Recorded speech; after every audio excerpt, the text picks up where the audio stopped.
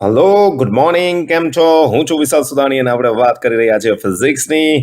મિત્રો, આજની વાત કરવાની છે પાવર, મિકેનિકલ પાવર, યાંત્રિક પાવર. રેડી? ચાલો, તમારા ઘરે જે આવે છે તે વિદ્યુત પાવર છે. તેના વડે લાઇટ, ટ્યુબલાઇટ, લેમ્પ, બલ્બ અને સિવાયના સાધનો જેવા કે રેફ્રિજરેટર, ટીવી, પંખો ચલાવી શકો છો. એ વિદ્યુત પાવરની વાત નથી કરવાની. આપણે વાત કરવાની છે મિકેનિકલ પાવર. પેલો ઇલેક્ટ્રિકલ પાવર, આ મિકેનિકલ પાવર છે, યાંત્રિક કાર્ય વડે પાવરને ધ્યાનમાં લેવાનો છે. તો જો એક ઉદાહરણ હું તમને સમજાવું. જુઓ, અહીંયા તમને બે આકૃતિ દેખાય છે. એક નંબર 1, આ બંનેનો કોમ્બો ધ્યાનમાં લેજો તમે, અને આ નંબર 2. અહીંયા જુઓ, વિચારો, આ એક નાની મોટર છે અને આ એક મોટી મોટર છે. ઓકે, બંનેને જમીન પર જ મૂકેલી છે અને બંનેથી આ ટેન્ક દેખાય છે, એ પાણીથી ભરવાની છે. ઓકે, તો વિચારો, આને ભરવા માટે 3 કલાક લાગે છે. નાની મોટરને, મોટી મોટરને ભરવા માટે 1 કલાક લાગે છે. એનો અર્થ કે પાણી ભરવાનું કામ સરખું જ છે, કાર્ય સરખું છે, પણ મોટી મોટર છે, મોટી ઇલેક્ટ્રિક મોટર મોટી છે, તે એટલું જ કાર્ય ઓછા સમયમાં કરે છે. તો આનો પાવર વધુ કહેવાય. તો પાવરને સીધો સંબંધ કાર્ય સાથે છે. પાણી ભરવાનું કામ, ટેન્ક ભરવાનું કાર્ય સરખું છે. સમય જુઓ 3 કલાક, સમય જુઓ 1 કલાક. તો મોટી મોટર છે એને આપેલું કાર્ય કરવા માટે ઓછો સમય લાગે, તેનો પાવર વધુ કહેવાય. કામ કરવાનો દર, પાવર. રેડી? તો આઈ થિંક કે તમને સમજાઈ ગયો છે. તો આપણે આવી જ વાત કરવાની છે પાવર, અને આ મિકેનિકલ વર્કની વાત છે. તો પહેલા આપણે લખી દઈએ મિત્રો વ્યાખ્યા. What is power?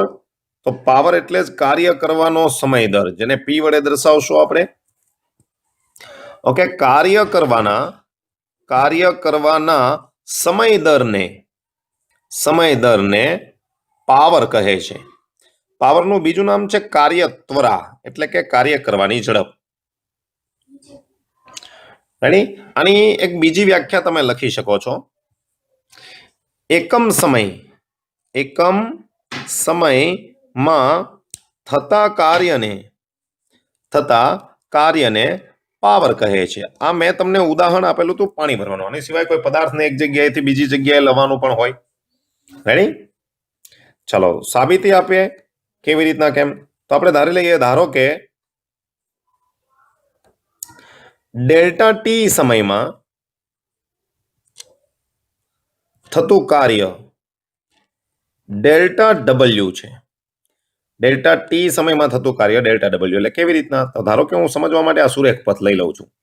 તમે પદાર્થને એ સ્થાનેથી બી સ્થાને લઈ ગયા, તો અહીંયા સુધી થયેલું કાર્ય W1 અને T1 સમયમાં. બી થી સી પર ગયા. ઓકે, બી થી સી પર, તો એ થી સી સુધીનું કાર્ય સમજો, એ થી સી સુધીનું કાર્ય W2, અને એ થી સી સુધી કુલ કાર્ય માટે લાગતો સમય T2. તો મને કહો બી થી સી માટે કાર્ય કેટલું થયું હોય? Delta W, W2 minus W1, અને ડેલ્ટા ટી સમયમાં T2 માઇનસ T1. બરાબર છે? તો બી સુધી થયેલું કાર્ય W1, એ થી સી સુધી થયેલું કાર્ય W2, ઓકે, અને W1 માટે લાગતો સમય T1, W2 માટે લાગતો સમય T2. તેનો અર્થ કે ડેલ્ટા ટી સમયમાં થયેલું કાર્ય ડેલ્ટા W. તો આપણે આવી કંઈક વાત કરીએ છીએ, હે ને? તો મને કહો આ તો સમયગાળો આવ્યો, તો સરેરાશ પાવર મળે. તો સરેરાશ પાવર લઈએ. સરેરાશ પાવર વ્યાખ્યા શું કહે છે ભાઈ? પાવર એટલે સરેરાશને એવરેજ લખ્યું, કાર્યના છેદમાં સમય, એકમ સમયમાં થતું કાર્ય. પણ આ તો સરેરાશ છે, જે તે ક્ષણે આપને મળતું નથી. Okay, get it? આ કાર્યમાં, ઓકે, કાર્ય કરવાની ઝડપ છે, આ એવરેજ તમને મળી છે. તત્કાલીન મેળવો હોય, તમને ખબર છે, ટી સમયે, તત્કાલીન કયો છો, ટી સમયે તત્કાલીન પાવર, તત્ક્ષણિક પાવર, કોઈ પણ વચ્ચેના સમયે. ઓકે, પાવર પી બરાબર. તો અહીંયા તમે લગાડશો લિમિટ લગાડશો, limit delta T tends to 0. સરેરાશમાંથી તત્કાલીન મેળવવા માટે તમને આ સિમ્બોલ ખબર છે. ડેલ્ટાનો થઈ જાય dw by dt. This is power. તો એનો અર્થ કે આ સૂત્ર ત્યારે જ લખાય જ્યારે કાર્ય બદલાતું હોય, કાર્ય કરવાનો દર સરખો ન હોય. હું તમને એમ કહું, દર સરખું એટલે કે અચળ બળ લાગે છે, દર વખતે સ્થાનાંતર થાય છે 2 મીટર. ઓકે, દર સેકન્ડે 2 મીટર સ્થાનાંતર થાય. તો કાર્ય એટલે બળ ગુણ્યા સ્થાનાંતર. ઓકે, બળ ધારો કે 1 ન્યૂટન લાગે છે, બળ 1 ન્યૂટન, સ્થાનાંતર 1 મીટર, સ્થાનાંતર 2 મીટર તો કેટલું આવ્યું? જે દર સેકન્ડે 2 જૂલ આવું નથી, વચ્ચે ક્યારેક બળ બદલાતું હશે તો કાર્ય બદલાતું હોય. તો કાર્ય બદલાતું હોય ત્યારે સરેરાશ લેવાય, અને બદલાતું હોય કોઈ ક્ષણે મેળવવું હોય તો તત્કાલીન મેળવાય. અચળ હોય તો વાત અલગ જ છે. Gate it? તો આ કાર્યનું સૂત્ર આવ્યું. ઓકે, ધારો કે બળ અચળ છે. બળ કેવું છે? અચળ છે. આપણે અચળ બળ લઈએ. આ તો બદલાતું હોય ત્યારે લેવાય છે. તો એફ અચળ હોય ત્યારે સૂક્ષ્મ સ્થાનાંતર દરમિયાન થતું કાર્ય કેવું ભાઈ? બળ અચળ હોય ત્યારે હું અહીંયા લખું છું સૂક્ષ્મ સ્થાનાંતર ડીઆર દરમિયાન ત્રિપરિમાણમાં, જેમ કે આ બાજુ હું લઈશ તો આ સ્થાનાંતર ડીએક્સ કહેવાય. ઓકે, આ બાજુ લઈશ તો હું ડીઆર લઈશ, 2 ડાયમેન્શનમાં દરમિયાન થતું કાર્ય. ચલો, આ સૂત્ર તમે લખશો DW F dot DR. Okay, તત્કાલીન પાવરનું સૂત્ર તમને આવડશે dW/dt. તો આ તમે મેળવો તો d/dt અહીંયા આવશે F ડોટ DR. તો અહીંયા આવશે F કોન્સ્ટન્ટ લો છો તો અહીંયા આવશે dR/dt, અને dR/dt ને કહેવાય વેગ. તો F ડોટ V. તો પાવરનું સૂત્ર ઘણી વખત F ડોટ V પણ લખાય છે. રેડી? dR/dt ને વેલોસિટી કહેવાય, you know very well. Okay, dR/dt is equal two V. એકદમ ક્લિયર. તો આ પાવરની વાત કરી. પાવરના કેટલાક નાના મોટા એકમો છે, એકમોની પણ વાત કરી દઈએ. 2 માર્ક્સમાં પૂછાય તો તમે માત્ર સાબિતી સુધી લખી શકો છો. તો પાવરના એકમો તો નોર્મલ આપણે લખીએ પાવરનો એકમ. તો પાવર પહેલા રાશિ તમે લેશો, રાશિ અહીંયા પછી લખીએ રાશિ. તો અદિશ રાશિ છે, એનો એકમ તમે લખો તો કાર્યના છેદમાં સમય, એટલે જૂલ પર સેકન્ડ, અથવા એને વોટ પણ કહેવાય, W. ઓકે, બધા લેટર આખો એકમ લખવો હોય તો W સ્મોલ કરવો, કેમ કે વૈજ્ઞાનિક છે જેમ્સ વોટ, એના નામ પરથી આપેલો છે. વોટ કહેવાય, વોટ, જૂલ પર સેકન્ડ. હવે જૂલ પર સેકન્ડ છે, પારિમાણિક સૂત્ર આવડે. જૂલ એટલે કિલોગ્રામ મીટર સ્ક્વેર સેકન્ડની -2 સેકન્ડ. પારિમાણિક સૂત્ર આવડી જાય તો પારિમાણિક સૂત્ર આવશે m1L2T-2 સેકન્ડ ઉપર જશે ને. ઓકે, ચાલો નાના મોટા કેટલાક એકમોની વાત કરીએ. એકમો તો બ્રિટિશ પદ્ધતિ છે, બ્રિટિશ પદ્ધતિ. એમાં બ્રિટિશ પદ્ધતિમાં પાવરનો એકમ, બ્રિટિશ પદ્ધતિમાં પાવરનો એકમ હોર્સ પાવર છે, HP. HP ને કહેવાય હોર્સ પાવર. રેડી? કહેવાય છે એક હોર્સ પાવર બરાબર 746 વોટ, W ફોર વોટ. અને વોટ તો તમને ખબર છે, વોટ એટલે જૂલ પર સેકન્ડ, તો 1 જૂલ પર સેકન્ડ થાય. ઓકે, 1 વોટ એટલે આ બધા એકમો છે નાના. 1 કિલોવોટ, કિલો એટલે 10⁻³ વોટ, હે ને. 1 મેગાવોટ, તો 10⁻6 વોટ લખો. આ તો બધું તમને ખબર જ હોય. ઓકે, આ હોર્સ પાવર છે, બ્રિટિશ પદ્ધતિમાં એકમ છે. હોર્સ પાવર અને વોટ વચ્ચેનો સંબંધ આ છે, એને ફોકસ કરજો. રાઈટ છે વાત? ઓકે. હવે જોજો, આજે વોટ એટલે પાવરનો એકમ. જોજો, વોટ એટલે પાવરનો એકમ. તો પાવરનું સૂત્ર તમે શું લખો છો? W/T. પાવરનો એકમ વોટ. તો હું અહીંયા કાર્યને કરતા બનાવું તો P/T, કાર્યનો એકમ જૂલ. પાવરનો એકમ વોટ. જો હું સમયનો એકમ કલાક લઉં, ઓકે, સમયનો એકમ કલાક લઉં તો અવર આવશે. પાવરનો એકમ વોટ લઉં તો વોટ આવે. વોટ છે, આ પાવર છે, કિલોવોટમાં હોય તો કિલોવોટ અવર એ થાય. આના ઉપરથી એક એકમ આવ્યો, કિલોવોટ અવર. પાવરનો એકમ વોટ, સમયનો એકમ અવર, પણ હું પાવર કિલોમાં લઉં તો કિલોવોટ અવર. તો કિલોવોટ અવર છે ને એ કાર્યનો એટલે કે ઉર્જાનો જ એકમ છે, હે ને. કિલોવોટ અવર, આપણે કિલોવોટ અવરને વ્યાખ્યાયિત કરીએ. 1 કિલોવોટ અવર, એને ખાલી કિલોવોટ અવર લખી શકો છો. એટલે શું થાય જરાક સમજો આને. 1 કિલોવોટ અવર એટલે શું? તો પહેલા હું તમને સાબિતી આપી દઉં છું. 1 કિલોવોટ અવર કિલો એટલે 10⁻³ વોટ એટલે જૂલ પર સેકન્ડ ભાઈ વોટ એટલે પાવરનો એકમ પાવર એટલે W ના છેદમાં T તો આ જૂલ પર સેકન્ડ જ આવશે ઓકે અવર એટલે 3600 સેકન્ડ ભાઈ 1 છે આગળ 1 છે એટલે 1 અવર થાય 3600 સેકન્ડ સેકન્ડ જાય જુઓ તો આ થશે 3.6 into 10⁻⁶ જૂલ એટલે એકમ તો કિલોવોટ અવરનું પારિમાણિક સૂત્ર પૂછાય તો પણ ઉર્જાનું જ આવશે હે ને 1 કિલોવોટ આટલી ઉર્જા ક્યાંથી મળે તો સમજજો તમે આ લખેલું છે ને 1 કિલોવોટ અને અવર 1 કિલોવોટ અને અવર તો ભાઈ આટલી ઉર્જા મળે છે આ 1 કિલોવોટ ઉર્જા ક્યાંથી મળે એની વાત કરીએ જો આ કિલોવોટ છે એટલે એને તમે 10⁻³ જૂલ પર સેકન્ડ કહેવાય અને પાવર કહેવાય આને કહેવાય કાર્ય કરવાનો દર તો જો ધ્યાન આપજો 1 કિલોવોટ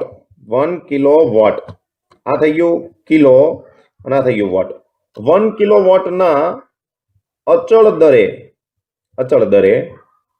1 કલાકમાં થયેલા કાર્યને 1 કિલોવોટ અવર અથવા એક યુનિટ કહેવાય તમારા ઘરે જે ઇલેક્ટ્રિસિટીનું મીટર આવે છે એમાં એક યુનિટ એટલે શું તો તમે કેટલી ઉર્જાનો ઉપયોગ કર્યો હોય 1 કલાક સુધી 1 કિલોવોટ એટલે કે 10⁻³ જૂલ જેટલી ઉર્જા તમે વાપરેલી હોય અને આને જ 1 યુનિટ કહેવાય 1 યુનિટ એટલે 1 કિલોવોટના અચળ દરે 1 કલાકમાં થયેલું કાર્ય આનો એક એક્ઝામ્પલ લઈએ એટલે કે ભાઈ 10⁻³ જૂલ પર સેકન્ડ દર સેકન્ડે 10⁻³ જૂલ કાર્ય કરશો આવું 1 કલાક સુધી કરશો હે ને એક્ઝામ્પલ લઈએ 100 વોટના વિદ્યુત બલ્બને 10 કલાક સુધી ચાલુ રાખવા માટે કેટલા યુનિટ ઉર્જા જોઈએ વિદ્યુત ઉર્જા કહી શકો છો ઉર્જાની જરૂર પડે 100 વોટના બલ્બને એનો અર્થ કે તમને પાવર આપેલો છે પાવર છે 100 વોટ એટલે દર સેકન્ડે 100 જૂલ ઉર્જાની જરૂર પડે આ વોટ એટલે જૂલ પર સેકન્ડ દર સેકન્ડે 100 જૂલ ઉર્જાની જરૂર પડે ઓકે તો દર સેકન્ડે 100 જૂલ ઉર્જા જોઈએ એટલે આને કહેવાય ઉર્જાનો દર કાર્યનો દર ઓકે સમય 10 કલાક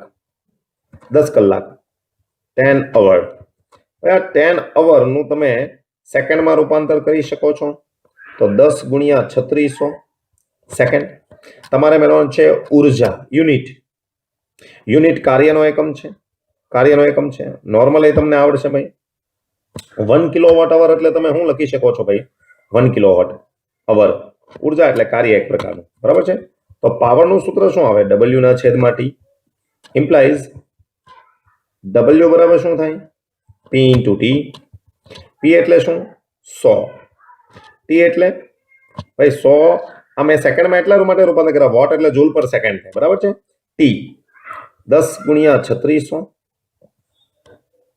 બરાબર છે 10 × 3600 આ તમારો યુનિટ આવશે ને જૂલમાં આવશે શેમાં આવશે જૂલમાં એટલે અહીંયા ધ્યાનથી જુઓ તો આ તમારો આન્સર આવશે 36 × 10⁻², 2 ને 5 ઘાત જૂલ તો તમે એક સંબંધ મેળવો છે 1 કિલોવોટ અવર આ યુનિટમાં તમને પૂછ્યું જો આ તમારું યુનિટમાં આવવું જોઈએ એક યુનિટ કોને કહેવાય તો 1 કિલોવોટ અવર એટલે જ એક યુનિટ 1 કિલોવોટ અવર એટલે જ 1 યુનિટ હે તમને કહો જૂલનું યુનિટમાં રૂપાંતર કરવું હોય તો તમે આવો સંબંધ તમને ખબર છે 1 kilowatt hour is equal to 1 unit is equal to 3.6 into 10⁻⁶ જો ઉપર મેળવેલું છે 6 જૂલ મને કહો જૂલમાંથી યુનિટ બનાવવું હોય તો આને આટલા વડે ભાગવા પડે છે તો W is equal two 36 10⁵ joule છેદમાં જુઓ 3.6 into 10⁶ જૂલ હવે આને તમે આટલા વડે ભાગશો એટલે આ તમારો સંબંધ આવી જશે યુનિટ તમે જમણી બાજુ સમજાવેલું છે તમને ઓકે જુઓ તો આ આવશે 1 યુનિટ આનો મિનિંગ શું 100 વોલ્ટના બલ્બને 10 કલાક સુધી ચાલુ રાખો 100 વોટનો બલ્બ. તમારા ઘરે કોઈ બલ્બ છે એ 100 વોટનો છે, 10 કલાક સુધી ચાલુ રાખો ને તો 1 યુનિટ વીજળીનું બને. Ready ready? ક્લિયર છે? ક્લિયર છે? ઓકે છે? રેડી? કમ્પ્લીટ? આગે बढ़े आगे? Yes sir. ચલો મિત્રો નેક્સ્ટ ક્વેશ્ચન તરફ જઈએ. એકદમ સિમ્પલ સવાલ છે. સંઘાતમાં વેગમાનનું સંરક્ષણ થાય છે તેમ સમજાવી તેના પ્રકાર જણાવો. સંઘાત એટલે નોર્મલ અથડામણ. આપણે આ સંઘાત છે ને એક પરિમાણમાં સમજીશું. કયા પરિમાણમાં? એક પરિમાણમાં. Gate it? તો આકૃતિ પણ એવું સંઘાત એટલે અથડામણ, કોલિઝન. Okay, let's see. સપાટી આપણે લીસી ધારવાની છે, કોઈ પણ ફ્રિક્શન નહીં. ઓકે, આવી લીસી સપાટી છે. સિચ્યુએશન જુઓ. અહીંયા એક પદાર્થ છે. ઓકે, એની કોન્સ્ટન્ટ વેલોસિટી છે, એનું દ્રવ્યમાન કેન્દ્ર અચળ વેગથી ગતિ કરે છે, વેગ અચળ ગણવાનો છે. અને આગળ એક બીજો પદાર્થ છે, આ ગ્રીન કલરનો. ઓકે, એનું દળ અલગ અલગ હોઈ શકે છે, નો પ્રોબ્લેમ. ઓકે, તો અહીંયા હું લઈશ આનું દળ m1 અને આ ગ્રીનનું દળ લઈશ m2. શરૂઆતની સ્થિતિ આ તમારી થશે પ્રારંભિક સ્થિતિ. આકૃતિને મગજમાં રાખજો, ફિટ કરી દેજો ભાઈ. પ્રારંભિક સ્થિતિ. પ્રારંભિક સ્થિતિમાં એક શરત પણ આવશે, v1 ગ્રેટર ધેન v2. હવે જરાક ધ્યાનથી જુઓ, v1 વધારે હશે ને તો જ અથડાશે, v2 વધારે હોય તો અથડામણ તો થવાની જ નથી. અથડામણ એટલે સંઘાત. ઓકે, અથડામણ પછી શું થાય તો તમને અને મને બંનેને નથી ખબર. ધારો કે બીજો પદાર્થ સ્થિર હશે તો એનો વેગ 0 લઈશું.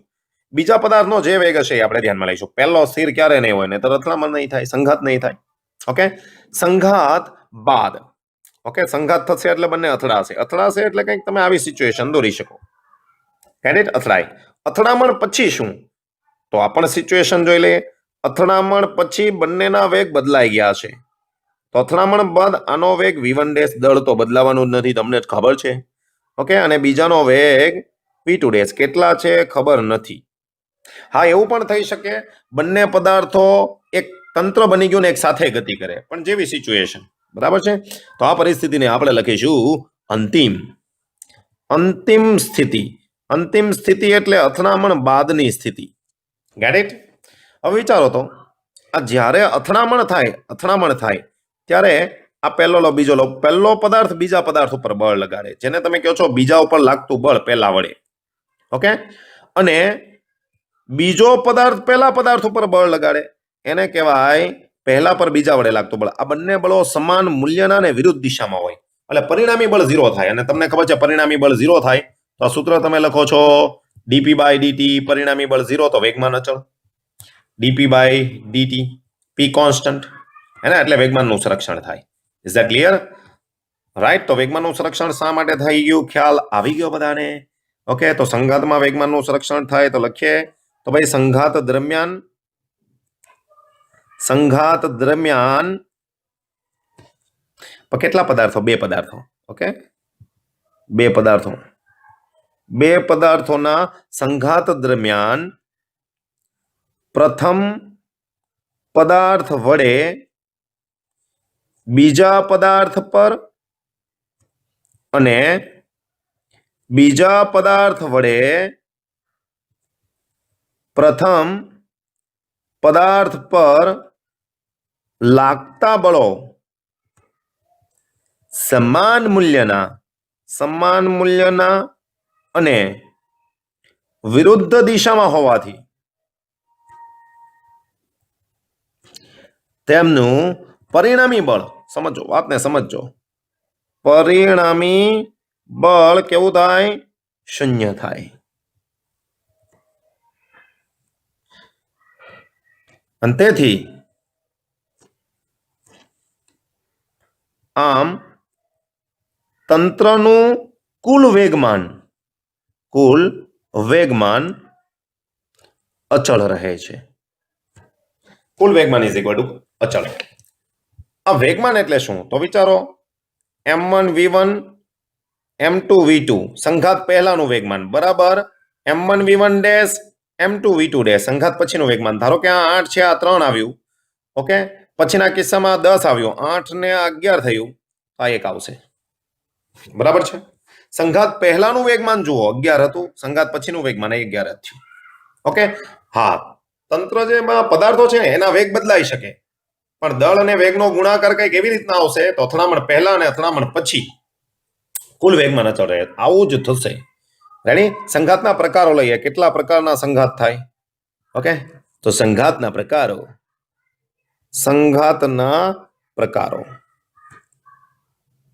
તો મિત્રો સંઘાતના 3 પ્રકારો છે. નંબર 1 પેલું છે સંપૂર્ણ સ્થિતિ સ્થાપક સંઘાત. સંપૂર્ણ સ્થિતિ સ્થાપક સંઘાત કોને કહેવાય? સંપૂર્ણ સ્થિતિ સ્થાપક સંઘાત તો જે સંઘાત દરમિયાન ગતિ ઉર્જાનું સંરક્ષણ થતું હોય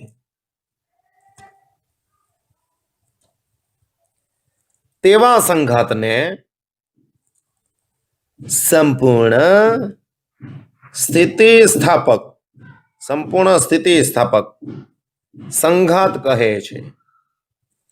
અને સંપૂર્ણ સ્થિતિસ્થાપક સંઘાતમાં એક રાશિ આવશે જેની પછી વાત કરવાની છે, રેસ્ટિટ્યુશન ગુણાંક. મિત્રો આનું મૂલ્ય થાય 1. હવે ગતિ ઉર્જાનું સંરક્ષણ એટલે શું? તો 2 કણો, તો સંઘાત પહેલા કણ છે, પહેલો કણ, એની ગતિ ઉર્જા હું લઉં 1/2m1v1 બીજા કણની ગતિ ઉર્જા 1/2m2v2. સંઘાત પછી પહેલા કણની ગતિ ઉર્જા 1/m1v1 બીજા કણની ગતિ ઉર્જા m2v2. આકૃતિ યાદ છે ને? ધારો કે આ 10 હતી, આ 20 હતી, હવે આ 5 હોય તો આ 25 થઈ જશે. તો જુઓ, પહેલાની ગતિ ઉર્જા કેટલી? 30. પછીની ગતિ ઉર્જા પણ કેટલી? 30. તો ગતિ ઉર્જાનું સંરક્ષણ થાય. પણ આવું માત્ર ને માત્ર સ્થિતિસ્થાપક સંઘાતમાં થાય, સંપૂર્ણ સ્થિતિસ્થાપક. અને વ્યવહારમાં ક્યારેય સંપૂર્ણ સ્થિતિસ્થાપક સંઘાત જોવા નથી મળતા, પણ પૂછાય તો આવું લખાય. આ રેસ્ટિટ્યુશન ગુણાંક શું છે એ આગળ તમને કહીશ ત્યારે આઈડિયા આવશે. તો આ તો સંપૂર્ણ સ્થિતિસ્થાપક સંઘાત. આગળની વાત કરીએ સંપૂર્ણ અસ્થિતિસ્થાપક સંઘાત. આની વાત કરીએ ભાઈ, સંપૂર્ણ અસ્થિતિસ્થાપક સંઘાત. કોને કહેવાય સંપૂર્ણ સ્થિતિસ્થાપક સંઘાત? તો આવડી જ જાય ભાઈ. જે સંઘાત દરમિયાન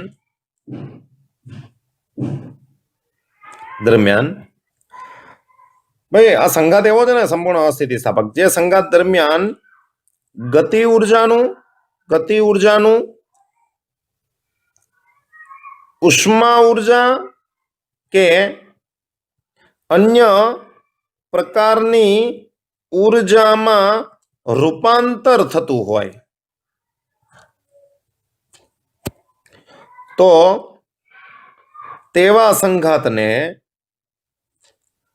સંપૂર્ણ અસ્થિતિસ્થાપક સંઘાત કહે છે. હવે એટલે શું? તો ધારો કે પહેલા પદાર્થ અને બીજા પદાર્થની ગતિ ઉર્જા હતી, બરાબર, અને પછી કંઈક અન્ય પ્રકારની ઉર્જા બને. ગતિ ઉર્જા એટલી જ નહીં રહે, ગતિ ઉર્જાનું સંરક્ષણ નહીં થાય. થોડુંક સાદુરૂપ આપીએ, શું થાય સંપૂર્ણ અસ્થિતિમાં? તો જે m1 દળ અને m2 દળનો પદાર્થ છે ને, અથડામણ બાદ બંનેનું એક તંત્ર બની જશે અને એક સાથે ગતિ કરશે.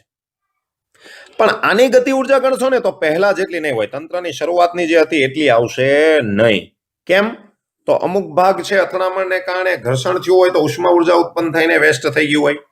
ઓકે, એટલા માટે તો આને કહેવાય સંપૂર્ણ અસ્થિતિસ્થાપક સંઘાત. અસ્થિતિસ્થાપક સંઘાત માટે રેસ્ટિટ્યુશન ગુણાંકનું મૂલ્ય 0 આવશે. આ રેસ્ટિટ્યુશન ગુણાંક શું છે એ જેમ જેમ આગળ ભણશો તેમ આવડશે. નંબર 3, અસ્થિતિસ્થાપક સંઘાત. ભાઈ સંપૂર્ણ ને ખાલી અસ્થિતિ, અને વ્યવહારમાં બધા સંઘાતો આવા હોય છે.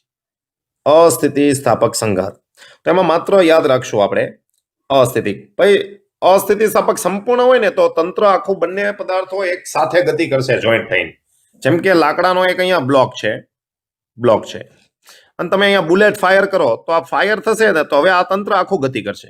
આ સંપૂર્ણ અસ્થિતિસ્થાપક સંઘાત કહેવાય, એને એક સાથે ગતિ કરે. ચલો નેક્સ્ટ વાત કરીએ. અસ્થિતિસ્થાપક નોર્મલ છે. જે સંઘાત દરમિયાન ગતિ ઉર્જાનું સંરક્ષણ ન થતું હોય, માત્ર ગતિ ઉર્જાનું સંરક્ષણ ન થતું હોય તો તેવા સંઘાતને અસ્થિતિસ્થાપક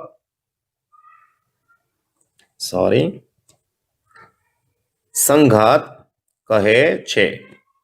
ઓકે, આમના માટે રેસ્ટિટ્યુશન ગુણાંકનું મૂલ્ય 0 કરતા વધારે અને 1 કરતા ઓછું. ઓકે, 0 કરતા વધારે અને 1 કરતા ઓછું હોય છે. ચલો, ક્લિયર છે મિત્રો? રેડી? ઓકે, સમજો હવે. આ ત્રણેય સંઘાતની એક સાથે વાત કરીએ 1 2 તો આવું લખી શકાય. રેસ્ટિટ્યુશન ગુણાંકનું મૂલ્ય 0 પણ આવે સંપૂર્ણ અસ્થિતિસ્થાપકમાં, એટલે ઇક્વલ ટુ. ઓકે, અસ્થિતિસ્થાપક હોય તો 0 કરતા વધારે અને 1 કરતા ઓછું. ઓકે, વ્યાપક રીતે આવું લખાય. વ્યાપક રીતે આ સૂત્ર કંઈક આવું બનશે. કમ્પ્લીટ? રેડી?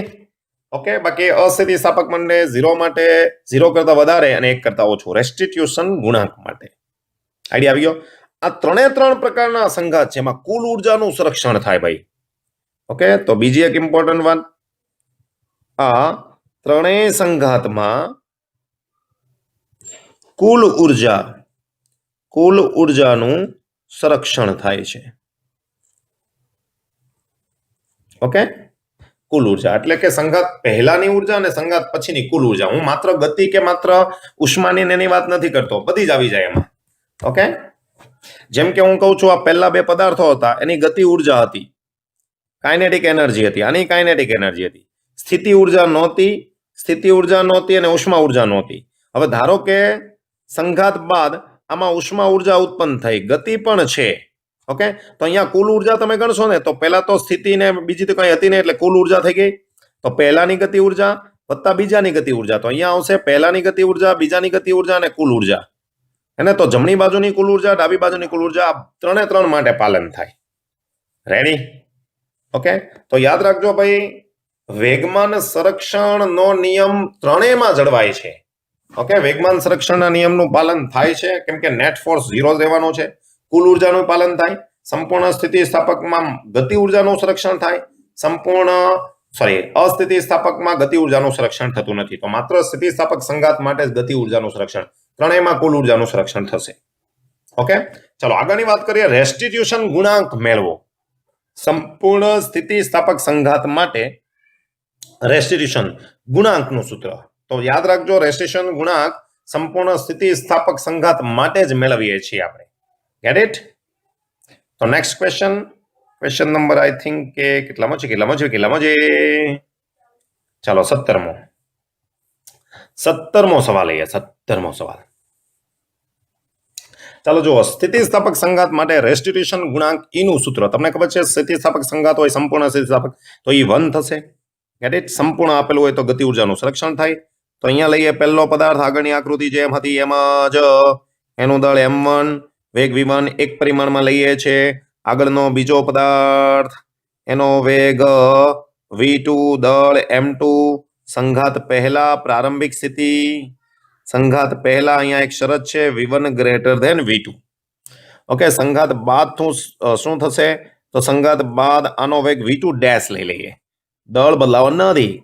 અથડામણ બાદ તો ભાઈ દળ બદલાય જ, વેગ તો બદલાય જ જાય ને. ચાલો, પહેલો પદાર્થ છે, એનો વેગ થઈ ગયો v1 ડેશ અને એનું દળ, અને આ છે અથડામણ બાદ એટલે કે સંઘાત બાદ એટલે કે અંતિમ સ્થિતિ. કોનો વેગ કેટલો છે આપણે ખબર નથી. તો તમને ખબર છે, સંપૂર્ણ સ્થિતિસ્થાપક સંઘાત અથવા તો સ્થિતિસ્થાપક સંઘાતમાં તમે ગતિ ઉર્જાનું સંરક્ષણ લો છો અને વેગમાનનું સંરક્ષણ તો થાય જ છે, કેમ કે સંઘાતમાં પરિણામી બળ 0 થાય અથડામણ દરમિયાન, એટલે વેગમાનનું સંરક્ષણ થાય. તો પહેલા હું વેગમાન સંરક્ષણ લખું છું. ઓકે, તો અહીંયા બે પદાર્થો છે, તમે પદાર્થ વિશે લખી શકો છો કે ભાઈ m1 દળ અને m2 દળ ધરાવતા કણો v1 અને v2 વેગથી ધન x દિશામાં ગતિ કરે છે. લખવું હોય તો લખી શકો છો ભાઈ, અહીં m1 અને m2 દળ ધરાવતા બે કણો ધન x દિશામાં અનુક્રમે કેટલા વેગથી જાય? v1 અને v2 જેટલા વેગથી ગાડી કરે છે. ચાલો પહેલું લઈએ વેગમાન સંરક્ષણનો નિયમ. તો વેગમાન સંરક્ષણના નિયમ મુજબ સમજો વાતને. વેગમાન સંરક્ષણના નિયમ મુજબ સંઘાત પહેલાનું વેગમાન એટલે કે m1 v1 એક પરિમાણ છે, ધન x દિશામાં ગતિ એટલે પોઝિટિવ લઈએ, સદિશ નથી લખતા. m2 v2 તો બે કણોનું તંત્ર છે, તંત્રનું શરૂઆતનું વેગમાન એટલે પહેલા કણનું વેગમાન વત્તા બીજા કણનું વેગમાન, પછીનું વેગમાન એટલે m1 v1 dash plus m2 v2 dash. Ready છે વાત? ક્લિયર? ઓકે. હવે જરાક જુઓ, હું m1 વાળું પદ છે ને આ બાજુ લાવું ડાબી બાજુ અને m2 વાળા પદને જમણી બાજુ લઈ જાઉં તો અહીંયા આવશે m2 v2 dash minus v2 અને m1 વાળું પદ આ બાજુ આવે તો અહીંયા આવશે v1 minus v1 dash. Right છે વાત? આને આપો ઇક્વેશન નંબર 1. સંઘાત સ્થિતિસ્થાપક હોવાથી વેગમાન ગતિ ઉર્જાનું સંરક્ષણ થાય, તેથી ગતિ ઉર્જા સંરક્ષણના નિયમ મુજબ યાદ રાખજો ભાઈ, સંઘાત સ્થિતિસ્થાપક છે તો જ આ ગતિ ઉર્જાનું સંરક્ષણ થાય, નહીતર લખાય નહીં. Gate this? ઓકે, ચલો આગળની વાત કરીએ. અહીંયા તો તંત્રની ગતિ ઉર્જા m1 v1 square plus 1/2 m2 સંઘાત પહેલાની ગતિ ઉર્જા, સંઘાત પછીની ગતિ ઉર્જા m1 v1 dash square plus 1/2 m2 v2 dash square.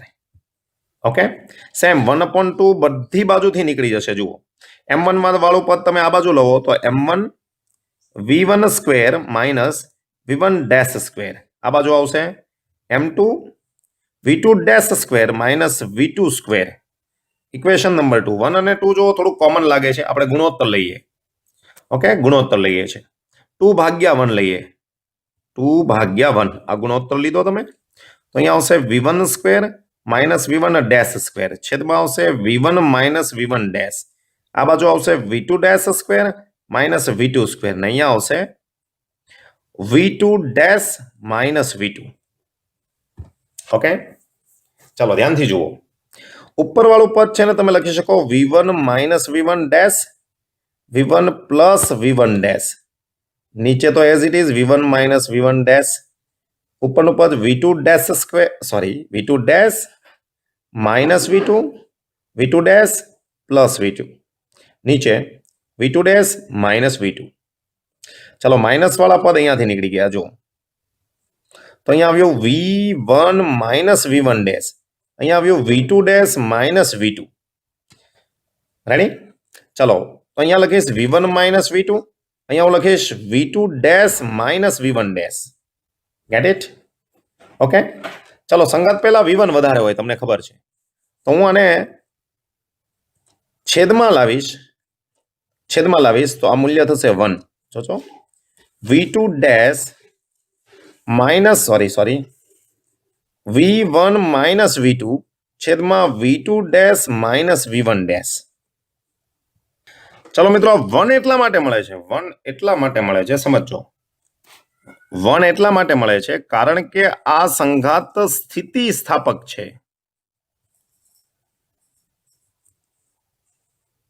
આ સંઘાત કેવો છે ભાઈ? સ્થિતિસ્થાપક છે, એને એટલા માટે આ 1 મળે છે. બાકીની સિચ્યુએશનમાં શું મળે? તો બાકીની સિચ્યુએશનમાં હું કહી દઉં છું, આ વેગ છે જુઓ, સંઘાત પહેલાનો વેગ v1 માઇનસ v2, પણ એ વેગનો તફાવત છે અને નીચે સંઘાત બાદનો વેગ. ઓકે, આ વેગને v1 માઇનસ v2 એટલે સંઘાત પહેલાનો વેગ, અહીંયા સંઘાત બાદનો વેગ. ઓકે, ધારો કે ભાઈ આ સિચ્યુએશન સ્થિતિસ્થાપક સંઘાતની નથી તો વ્યાપક રીતે તમારે લખવું હોય વ્યાપક રીતે, ઓકે, તો શું થાય?